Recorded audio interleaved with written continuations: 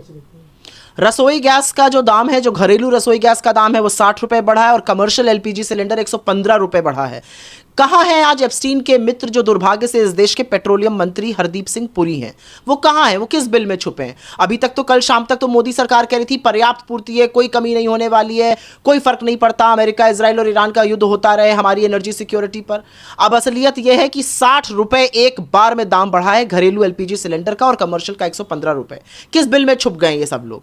इस तरह की बेवकूफ़ी की बातें क्यों की जाती हैं? राहुल गांधी जी ने पहले ही चेताया था कि ये जो युद्ध हो रहा है अमेरिका, इजराइल और ईरान के बीच में, इससे हिंदुस्तान पर एक गहरा असर पड़ने वाला है। हमारी जो एनर्जी की सिक्योरिटी है, जो एनर्जी की आपूर्ति है, वो खाड़ी के देशों से होती है। अगर खाड़ी के देशों से कच्चा तेल और एलपीजी वगैरह नहीं आएगा तो दाम बढ़ेंगे और इसका आने वाले टाइम पर बहुत बुरा असर हिंदुस्तान की इकोनॉमी पर पड़ेगा। वित्त मंत्रालय की अपनी मासिक रिपोर्ट ने कहा है कि आने वाले वक्त में अपेक्षा से ज्यादा इसका असर पड़ने वाला है। राहुल गांधी जी बार बार इस बात से चेता रहे थे। असलियत यह है कि हमारी विदेश नीति इतनी विफल और कूटनीति इतनी फेलियर हो चुकी है कि जो स्ट्रेट ऑफ हॉर्मुज को खोला भी गया तो वो रूस और चीन के शिप्स के लिए ही खोला गया। अगर हिंदुस्तान के शिप्स के लिए खोल दिया गया होता, अगर हिंदुस्तान की आपूर्ति वहां से हो सकती तो शायद इतना दाम नहीं बढ़ना पड़ता।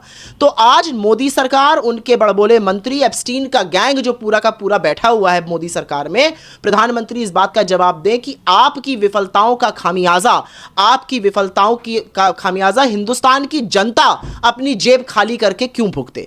इतना बड़ा प्रहार, 60 रुपए एलपीजी सिलेंडर बढ़ जाना और आने वाले वक्त में आपूर्ति की समस्या दिख रही है सामने। राहुल गांधी जी ने बार बार इसके बारे में चेताया था। आप बड़बोले पन्नम की बातें करते हैं, बड़े बड़े जुमले फेंकते हैं। आप बताइए ना, एप्स्टीन का गैंग जो बैठा हुआ है यहां पर मोदी सरकार के अंदर, वो बताए कि आपूर्ति कैसे पूरी होगी, दाम इतने क्यों बढ़ रहे हैं? आपने अगर ईरान से संबंध अच्छे रखे होते तो जैसे रूस और चीन के लिए स्ट्रेट ऑफ हॉर्मुज खुला, वैसे हिंदुस्तान के लिए भी खुला होता, लेकिन वो नहीं खुला।